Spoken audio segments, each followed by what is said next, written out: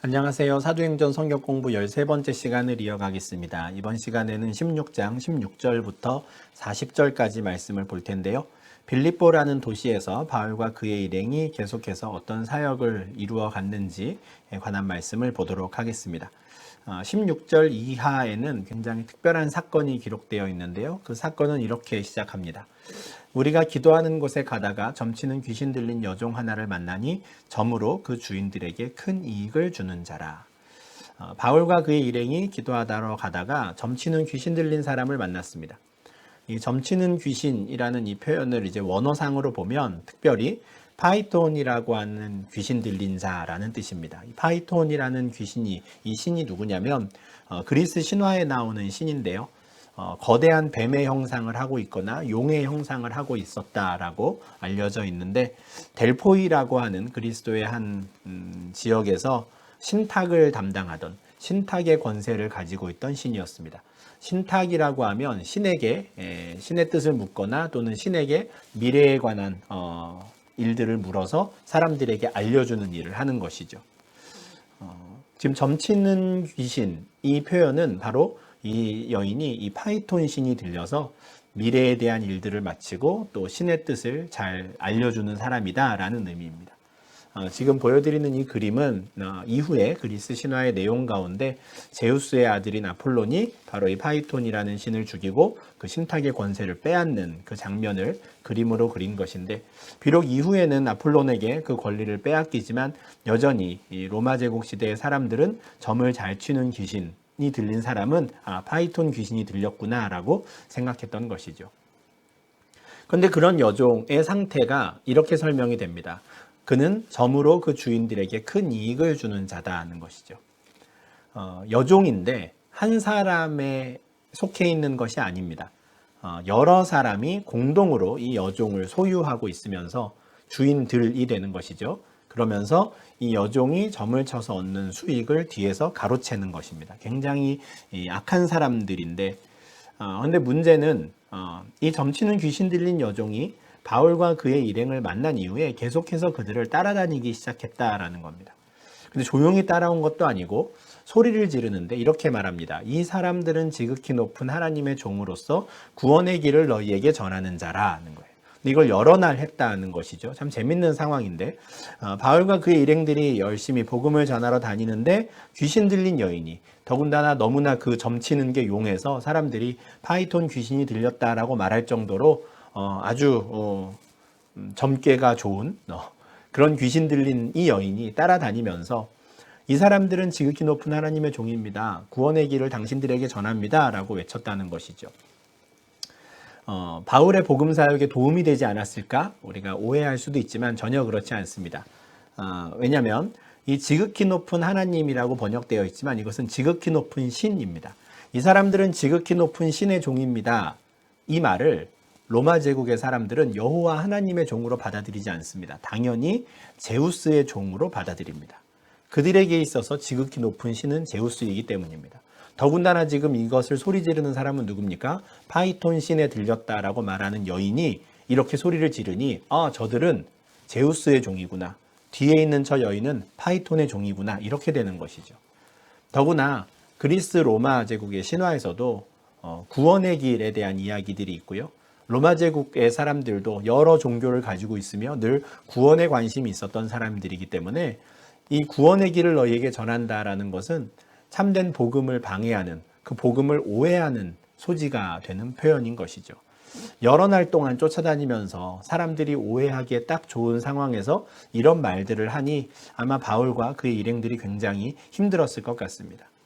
역시나 18절을 보면 바울이 심히 괴로워했다라고 하거든요. 앞서 말씀드린 그런 맥락에서 이 말씀, 이 구절을 이해하시면 좋겠습니다. 하등 도움이 되지 않는 복음을 오해하기에 딱 좋은 상황을 자꾸 만들어내는 것을 보면서 심히 괴로워했던 것이죠. 그래서 더 이상 참지 못하고 그 귀신에게 이렇게 말합니다. 예수 그리스도의 이름으로 내가 내게 명하노니 그에게서 나오라. 예수 그리스도의 이름으로 명하여서 그 귀신을 쫓아냅니다. 그 귀신이 즉시 나오죠. 예수 그리스도의 이름 앞에 그 귀신이 복종하는 것입니다. 예수께서 이 땅에 계실 때 가르치고 전하고 고치실 때 바로 이 고치시는 사역을 사도 바울도 같이 행할 수 있었던 것이죠. 성령께서 그와 함께 하셨기 때문입니다. 그냥 하나의 재미있는 에피소드로 이렇게 지나가며 다행히 그러면 이 귀신 들린 여인이 이제는 복음을 받아들일 수 있었겠구나. 이제 이 여인이 귀신의 손에서 풀려나서 이제는 해방되었구나. 참 다행이다라고 그냥 끝날 수 있는 사건인데 이 사건의 방향이 엉뚱하게 튀기 시작합니다. 19절에 이 여종의 주인들이 자기 수익의 소망이 끊어진 것을 보았다라고 말씀합니다. 이 점치는 귀신 들린 이 여종으로 말미암아 많은 수익을 받고 있었던 그 사람들이 있었습니다. 그 주인들이 있었죠. 그런데 갑자기 이 바울이 그 귀신을 쫓아내버림으로써 더 이상 자신들이 돈을 벌 방법이 없어져 버린 겁니다. 아무 일 하지 않아도 그 여인 하나만 귀신에 사로잡혀 있었으면 우리가 계속 편하게 돈을 벌 수 있었을 텐데 괜히 그 귀신을 쫓아내는 바람에 우리가 더 이상 돈을 벌지 못하게 되었다라는 것이 이들을 화나게 만들었습니다. 참 악한 사람들의 전형인데요. 자신들이 착취하고 갈취하는 그 사람들은 그 귀신에게 억압되어 붙잡혀 있더라도 아무런 안타까움이나 동정을 느끼지 않았고 그저 그것을 통해 자신들이 돈을 벌 수만 있다면 그렇게 사람들이 이 죄 가운데 또는 그 악한 귀신 가운데 매여 있는 것을 보면서도 아무렇지도 않았던 사람들입니다.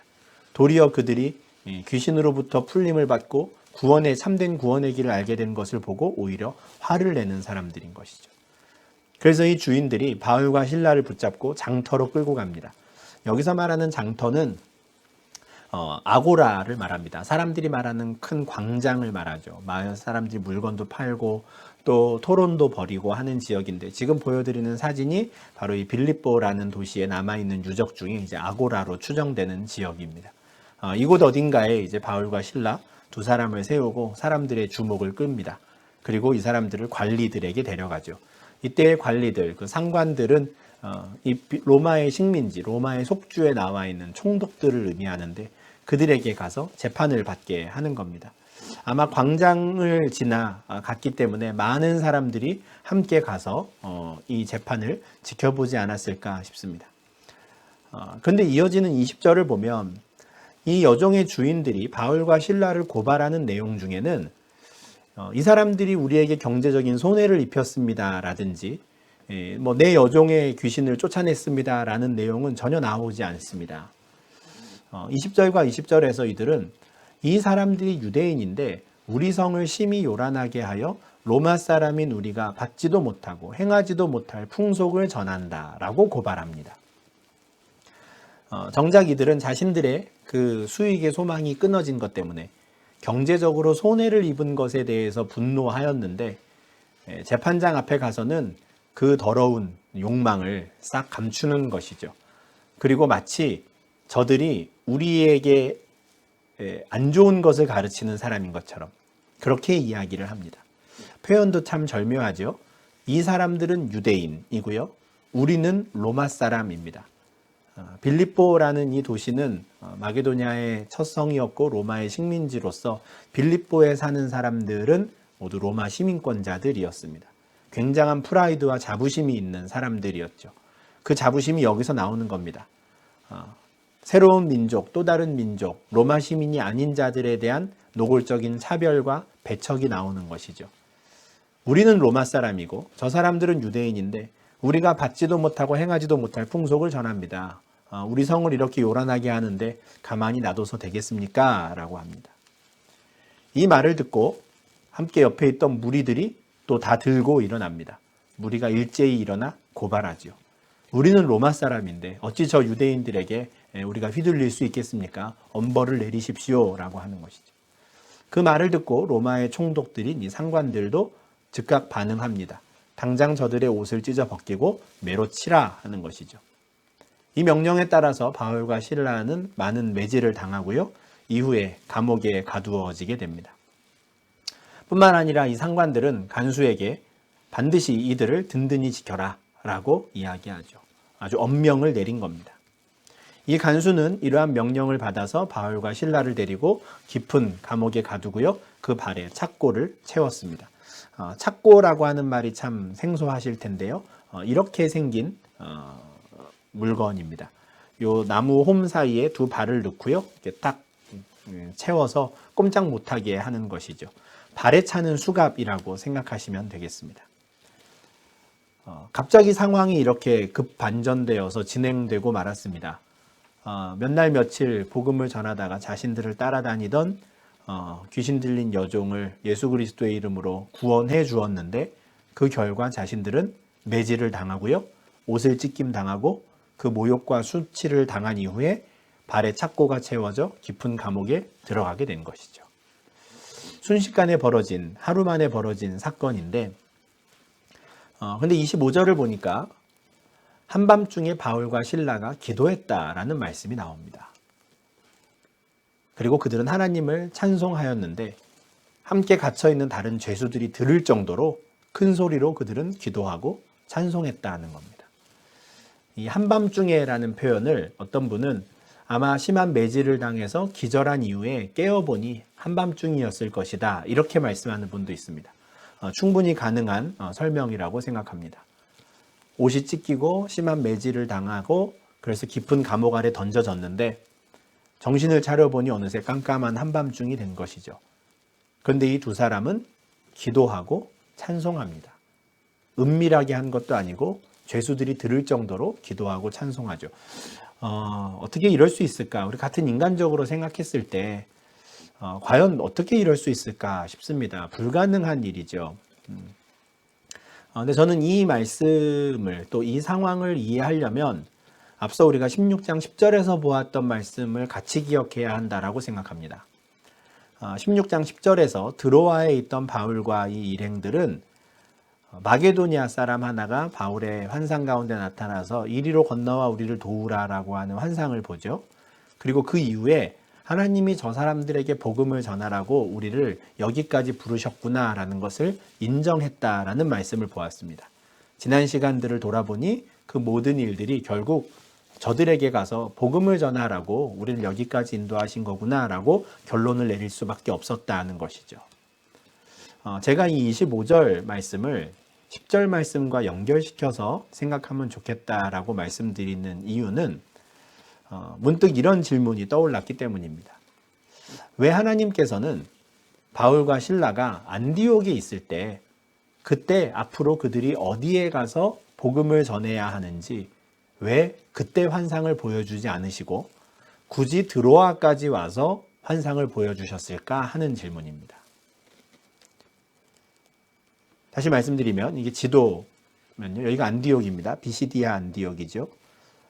만약에 안디옥에 있을 때 그래서 첫 번째 1차 전도 여행 때 방문하였던 지역들을 다 이미 둘러본 이후에 이제 앞으로 우리가 어디에 가서 복음을 전할까를 고민하고 있을 때 이때 마게도냐 사람의 환상을 보여주셨다면 그러면 이들은 이 아시아 지역에서 우왕좌왕하지 않고 곧장 빌립보로 갔을 겁니다.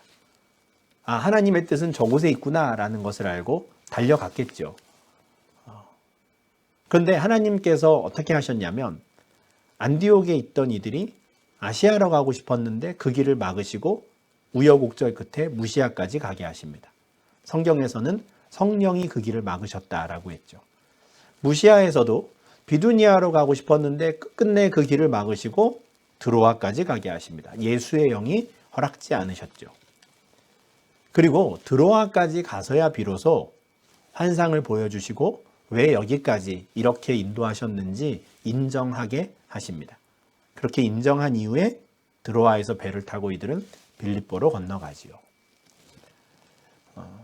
저는 이 지난 시간들 안디옥에 있을 때 아시아를 가고 싶었으나 막았던 그 하나님의 섭리, 비두니아로 가고 싶었으나 막으셨던 예수의 영의 활동들, 그리고 드로아에서 보았던 그 환상들을 종합하여서 누가 뭐래도 우리가 빌립보에 온 것이 분명한 하나님의 뜻이다라고 하는 확신을 갖게 되었으니 결국 그들은 그 감옥에서도 기도할 수 있었고 찬송할 수 있었던 게 아닌가 싶은 것이죠.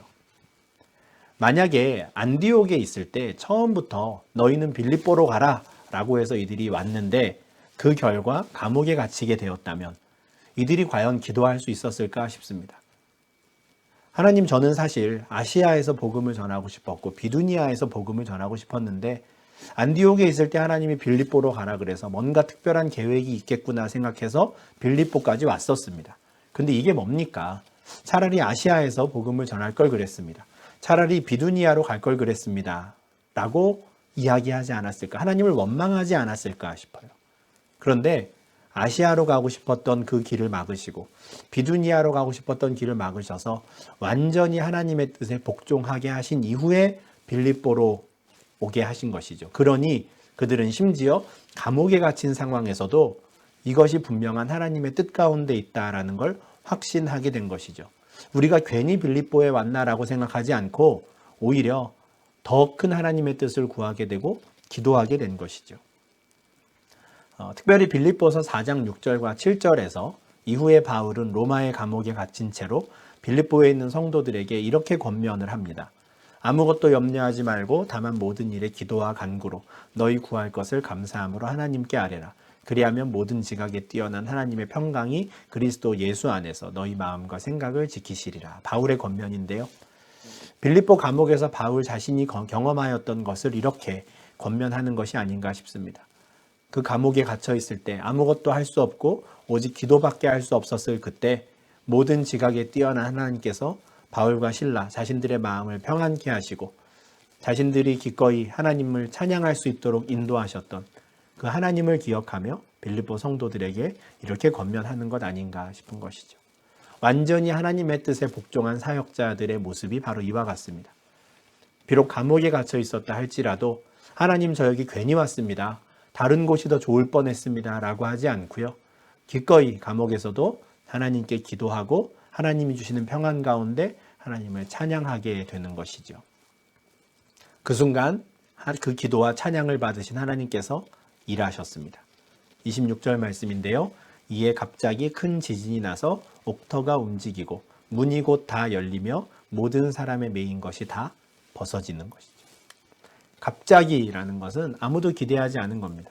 바울과 실라마저도 이런 일이 일어날 것이라고는 기대하지 않았습니다. 갑자기 땅이 흔들리면서 옥터가 움직이고 잠겨있던 문이 열리고 심지어 발에 차고 있던 모든 것들이 벗겨진 것이죠. 바울과 실라뿐 아니라 모든 사람들의 매인 것이 다 벗어집니다. 이 매인 것이 벗어졌다라는 이 표현이 참 저는 의미가 있다고 생각하는데, 귀신 들린 여종, 그 귀신에게 매인 여종을 풀어주었었습니다. 그 결과 이들은 착고에 매이게 되었지요. 그러나 착고에 매였으나 이들이 하나님을 향해 기도하고 찬송하는 것을 막지 못했습니다. 그리고 이들이 하나님께 기도하고 찬송했을 때 바울과 실라뿐 아니라 모든 사람의 매인 것이 다 벗어지는 은혜가 일어났던 것이죠. 갑자기 큰 지진이 났다라는 것은 하나님의 임재, 하나님의 섭리를 의미합니다.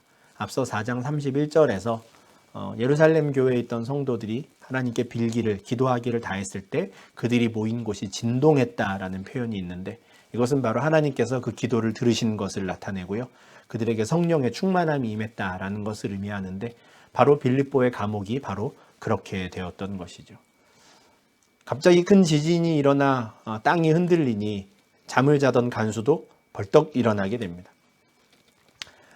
이들을 든든히 지키라라는 특별한 명령을 받아서 신경을 곤두세우고 있었을 텐데 놀란 마음으로 달려왔는데 옥문이 다 열려 있는 것을 봤죠. 아, 다 도망쳤겠구나 생각을 하고 칼을 빼어 자결하려 합니다.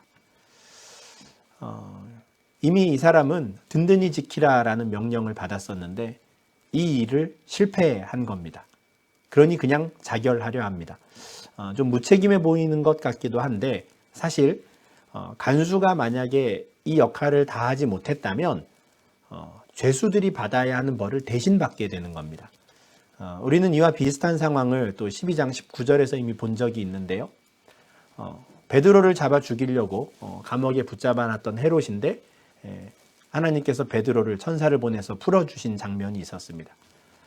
베드로가 이미 감옥에서 나가고 다음 날이 되어서 헤롯이 아무리 베드로를 찾아도 보지 못했을 때 베드로를 지켜야 했던 그 파수꾼들을 대신 죽이라라고 말합니다. 베드로 대신 그들이라도 죽이는 것이죠.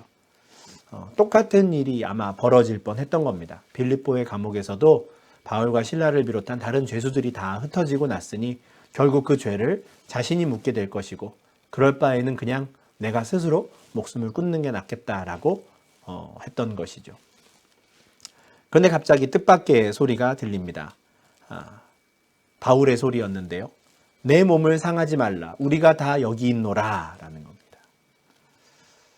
여기서 말하는 우리는 바울과 실라만을 말하는 게 아닙니다. 다 여기 있다라는 것은 함께 갇혀있던 모든 죄수들도 어느 누구도 도망치지 않았다는 겁니다. 모든 사람들의 매인 것이 풀어졌는데 그들이 다 도망치지 않았습니다. 그들은 바울과 실라의 곁에 다 머물러 있었습니다. 그 말을 듣고 간수가 놀라웠고요. 등불을 달라라고 하죠. 저 깊은 감옥에 있으니 아마 감옥이 잘 보이지 않았을 테니까 이제 등불을 들고 뛰어 들어간 것이죠. 등불을 들고 뛰어 들어간 간수의 모습이 이렇습니다. 무서워 떨며 바울과 실라 앞에 엎드립니다. 아마 인간적인 어떤 극단적인 상황에 부딪혔는데 어떤 절대자의 권능과 권위를 이 바울과 실라를 통해 느꼈던 것이 아닌가 싶습니다. 도저히 말로 설명할 수 없는, 이해할 수 없는 일들이 벌어졌죠. 감옥 문이 흔들려서 열렸고요. 심지어 바울과 실라뿐 아니라 모든 사람들이 자유로운 상태가 되었습니다. 그런데 어느 누구 하나 도망치지 않고 오히려 우리가 여기 있다고 말하며 당신의 몸을 상하지 말라고 자신을 걱정해 주는 자들을 만났습니다. 이게 뭔가 싶은 것이죠. 마치 예수님의 제자들이 예수님을 처음 만났을 때 갈릴리 호수에서 사람의 힘으로 할 수 없는 그 물고기를 잡은 그 사건들 앞에서 예수 앞에 엎드렸던 베드로와 같이 이 간수는 인간의 상상을 뛰어넘는 어떠한 말로 할 수 없는 상황에 부딪힌 순간 무서워 떨며 바울과 실라 앞에 엎드리는 겁니다. 그리고 그들을 밖으로 데리고 나간 이후에 정말 인간에게 있어서 가장 중요한 질문을 던집니다. 선생들이여, 내가 어떻게 하여야 구원을 받으리이까? 것이죠. 선생들이여, 내가 어떻게 하여야 구원을 받으리이까? 입니다. 베드로의 설교를 들은 예루살렘의 유대인들이 형제들아 우리가 어찌할꼬? 라고 질문하였던 것과 같은 질문입니다. 뭔가 이 비범하지 않은 이 상황 속에서 죽음을 눈앞에 둔 그 상황에서 그는 절대자의 권능을 느꼈고요. 결국 바울과 실라를 통해서 구원의 길을 발견하고자 그는 이 질문을 던진 겁니다. 이어지는 16장 31절은 아주 유명한 말씀입니다. 아마 암송하고 계시는 분도 많을 텐데요. 구원의 길을 묻는 간수에게 바울은 이렇게 답합니다. 주 예수를 믿으라. 그리하면 너와 내 집이 구원을 받으리라. 주 예수를 믿으라. 그리하면 너와 내 집이 구원을 받으리라. 그 한 사람만이 아니라 너와 너의 온 집이 구원을 받을 것이다. 주 예수를 믿기만 해라. 그 것이죠. 그리고 이어서 그는 주의 말씀을 그 사람과 그 집에 있는 모든 사람에게 전합니다. 하나님의 은혜가 그들에게 임하죠. 그리고 바로 그날 밤 간수는 그들을 자신의 집에 데리고 가서 맞은 자리를 씻겨줍니다. 그리고 자기는 또 그들에게 세례를 받죠. 이 맞은 자리를 씻겨준 것, 이것이 그가 참된 회개에 이르렀다라는 것을 드러내는 표시가 됩니다. 이 사람은 말로만이 아니었습니다. 정말 회개하였고 바울과 실라의 맞은 자리를 씻어주는 것을 통해 자신의 죄를 뉘우치는 것을 보여줍니다. 그렇게 물로 바울과 실라를 씻어준 이후에 자신은 또한 그 물로 세례를 받는 것이죠. 자신의 죄의 씻음을 받게 되는 것입니다. 주 예수를 믿는 은혜가 있었고 그들이 세례를 받음으로 그와 그의 온 집이 구원받는 은혜를 받게 됩니다. 그리고 34절에 따르면 그들은 자기 집에 올라가서 음식을 함께 나누며 크게 기뻐합니다. 음식을 차려주고 그들이 크게 기뻐하였다라는 것은 정말 성령께서 이 간수와 그 간수의 온 집안 가운데 참된 축복을 주셔서 믿음을 갖게 하시고 그들이 이제는 거듭난 하나님의 백성이 되어서 큰 기쁨을, 참된 기쁨을 얻게 되었다라는 말씀인데요. 이제 다 망했구나라는 그 절망 속에서 스스로의 목숨을 끊으려고 하였던, 자결하려고 했던 그 사람이 오히려 복음을 듣고 주 예수를 믿고 그와 온 집이 하나님을 믿어 큰 기쁨을 얻었다라는 것은 참 이 하룻밤 사이에 정말 하나님께서 얼마나 큰 일들을 행하실 수 있는가라는 놀라운 하나님의 섭리와 은혜를 보게 됩니다. 그렇게 해서 참 아주 길고 길었던 하루가 지나고요. 이젠 날이 밝았습니다. 아무 영문을 모르는 상관들, 그 로마의 총독들은 부하를 보내어서 이제는 바울과 실라를 풀어줘라 라고 말합니다. 하루 만에 이렇게 풀어주는 이유가 무엇일까 생각을 해보면 사실 엄밀히 따져보니 그들이 그렇게 오랫동안 감옥에 있어야 한다든지 아니면 더 심한 벌을 받아야 한다든지 하는 이유를 찾지 못했다라는 것도 될 수 있고요. 하룻밤 그렇게 그들을 감옥에 가둔 것을 통해서 자신들을 찾아와 이 사람들을 고발하였던 자들의 소원을 충분히 들어주었다라고 판단한 것으로 보입니다. 그런데 이 간수가 그의 말대로 이 사람들을 풀어주려고 바울을 찾아와서 이야기를 하니까 바울의 반응이 아주 뜻밖입니다. 로마 사람인 우리를 너희가 죄도 정하지 않고 공중 앞에서 때렸다라고 말하는 것이죠. 이 빌립보의 간수 입장에서는 굉장히 당황스러운 일이었을 것 같은데 바울이 처음으로 우리가 로마 사람이다라고 밝힌 겁니다. 로마 사람은 아주 특별한 지위를 가지고 있습니다. 이것이 앞서 말씀드린 그 빌립보의 사람들이 로마 시민으로서의 자부심을 가지고 있었던 이유이기도 한데요. 렉스 줄리아라고 하는 이 법전의 내용을 보면 이런 내용이 있습니다. 로마 시민은 치안관이나 다른 어떤 사람에 의해서도 어떤 상황에서도 재판도 받지 않고 판결도 받지 않은 상황은 고사하고 매를 맞거나 구속되어서는 안 된다라는 겁니다. 로마 시민의 아주 절대적인 권리입니다. 구속되기 직전에도 매를 맞아야 하는 직전에도 내가 로마 사람이다 라고 말하는 순간 그에 대한 모든 형 집행은 중지됩니다. 대단한 특권이죠. 그리고 이 로마 사람은 황제에게 직접 재판을 받을 수 있는 권한까지도 있습니다. 그러니 저 어디 지방 소도시에서 어떤 마을에서 아무나 로마 시민을 재판할 수 없는 것이죠.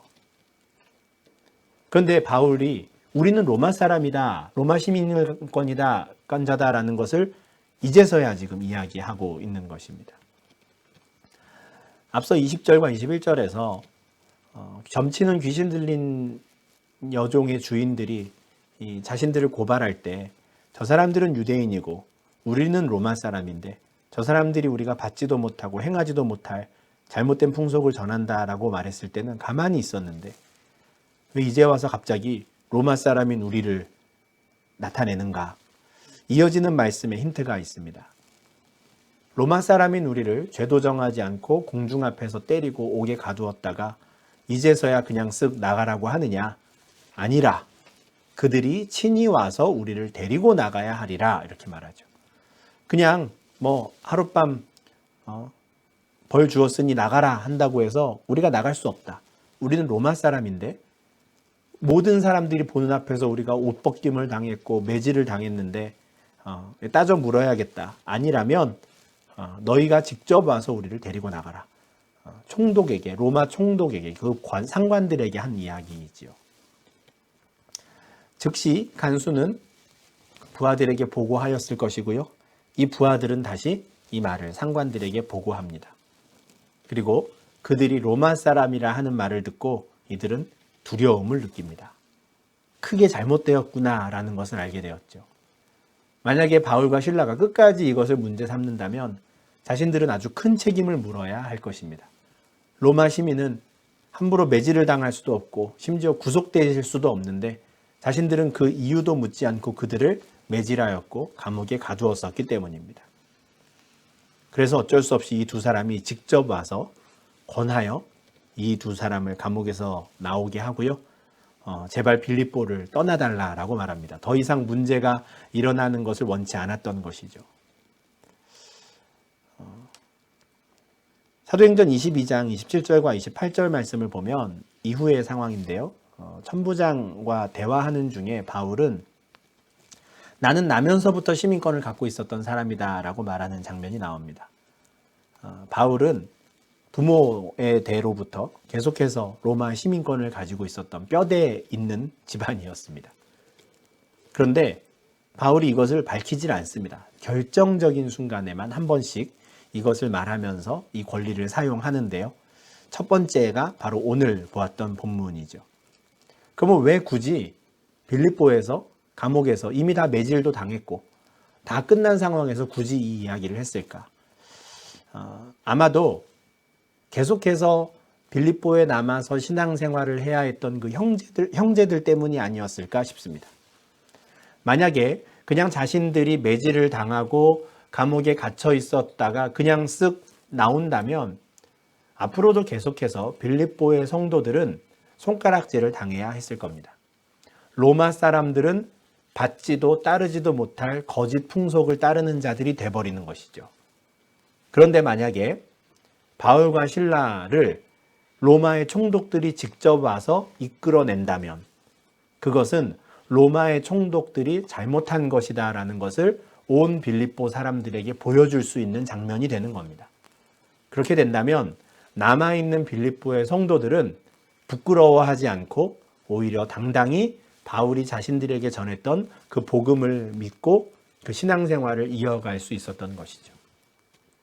저는 바울과 실라가 자신들 때문에, 자신들의 자존심 때문에 우리가 로마 사람이다라는 것을 뒤늦게 밝혔다고 생각하지 않습니다.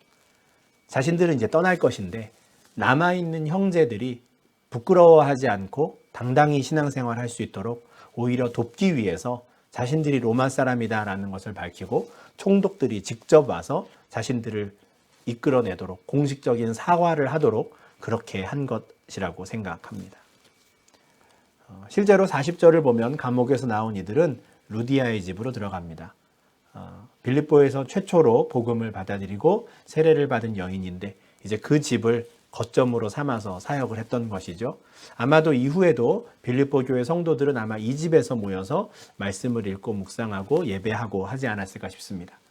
그리고 그때에는 이미 형제들도 있었는데요. 이 형제들 중에는 아마 귀신 들린 여종도 있었을 것이고 이제는 회심하여서 세례도 받은 빌립보 감옥의 간수 또 그의 가족들도 함께 있었을 것입니다. 이들을 만나서 위로하고 나는 괜찮다라고 말하고 이제는 빌립보를 떠나게 되는 것이죠. 이 남아있는 자들의 모습에 대해서는 우리가 빌립보서 말씀을 통해서 조금 생각할 부분들이 있는데요. 앞서도 말씀드렸다시피 빌립보서는 바울이 로마의 감옥에 갇혔을 때 빌립보 성도들을 생각하며 보낸 편지입니다. 그런데 그 편지에 1장 5절과 6절을 보면 너희가 첫날부터 이제까지 복음을 위한 일에 참여하고 있다라고 말합니다. 그래서 내가 아주 기쁘고 감사하다라고 말하는데 여기서 말하는 첫날은 아마 바울과 실라 그의 일행들이 빌립보에 처음 도착해서 강가에서 루디아를 만난 그날을 말할 겁니다. 그날부터 루디아부터 이제 이후에 복음을 받아들이게 된 모든 사람들이 계속해서 심지어 감옥에 갇혀있는 로마의 감옥에 갇혀있는 지금까지도 바울과 함께 협력하여서 복음을 전하는 일을 시행했습니다. 참 귀한 성도들이죠. 빌립보서 4장 15절에 보면 복음의 시초에 내가 마게도냐를 떠날 때에 주고받는 이 모든 일에 참여한 교회가 너희밖에 없었다라고 말할 정도입니다. 빌립보 이후에 이제 이들은 데살로니가를 방문하게 되고요. 데살로니가 이후에 베레아, 아테네 등등 지금 우리가 그리스에서 알고 있는 그 유명한 도시들을 이어서 방문하게 되는데 그 어떤 교회도 사실은 바울과 이렇게까지 긴밀하게 협력하여서 복음을 증거하는 사역을 같이 했던 교회가 없습니다.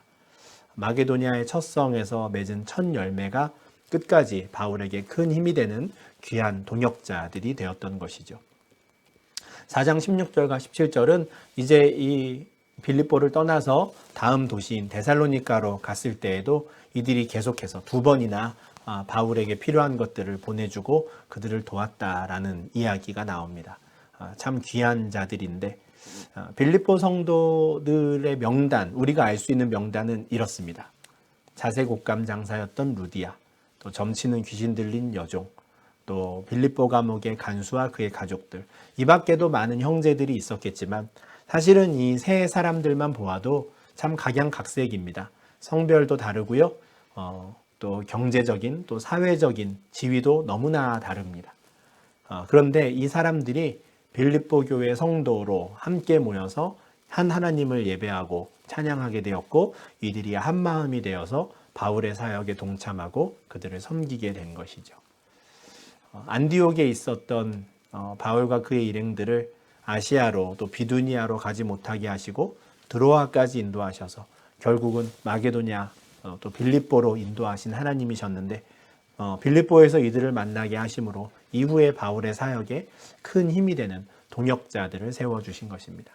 또한 이들은 이들대로 사도 바울을 만나서 구원의 길을 알게 되고 또 참 하나님을 섬기는 참된 방법을 배우게 되는 또 복된 은혜를 받게 된 것이죠. 이렇게 해서 빌립보 교회에서 또 빌립보 지역에서의 사역이 이제 마무리되고 다음 도시인 데살로니가로 이제 이동을 하게 되는데, 40절 말씀을 한 번 더 말씀을 드리고 마무리하겠습니다. 좀 우리가 주의할 표현이 있어서 그런데요. 우리가 갖고 있는 한글 성경에는 두 사람이 옥에서 나와 루디아의 집에 들어가서 형제들을 만나보고 위로하고 가니라 라고 되어 있는데, 좀 더 이 원 문장의 의미를 살려서 번역을 하면 이렇습니다. 그들은 옥에서 나와 루디아의 집에 들어갔다. 그들이 형제들을 만났을 때 그들을 위로하였고 그들은 떠났다. 이렇게 됩니다. 제가 이 말씀을 다시 드리는 이유는 계속해서 주어가 그들이기 때문에 그렇습니다. 그들은 들어갔고 그들이 떠났다인 것이죠. 우리가 보았던 내용대로 감옥에 들어갔던 사람들은 바울과 실라 두 사람이었습니다. 그들이 형제들을 다시 만났고 위로하고 그들이 떠났죠. 이 말은 지금 우리라고 하여서 앞서 드로아에서부터 누가가 바울과 함께 이 전도 여행에 동참했다는 것을 우리가 앞서 보았는데, 이 빌립보에서는 누가가 그대로 남아 있었던 것 아닌가 싶습니다. 바울과 실라는 누가를 빌립보에 그대로 남겨두고 디모데만을 데리고 같이 계속해서 전도 여행을 이어갔던 것 아닌가 싶고요. 그러다 보니 이 사도행전을 기록하는 누가 입장에서는 이제는 자신은 빼고 그들이 떠났다라고 표현하게 된 것으로 보입니다. 계속해서 이렇게 우여곡절도 겪게 되고 또 팀원들도 바뀌게 되지만 하나님께서 성령이 인도하신 가운데 바울과 실라를 다음 사역지로 이렇게 인도해 가시는데, 이제 다음 시간에 17장에서 지금 우리가 그리스 지역이라고 부르는 데살로니가 또 베레아, 아테네에서 바울과 실라 또 디모데가 계속해서 어떻게 사역을 하였는지 우리가 그 말씀을 이어보도록 하겠습니다. 감사합니다.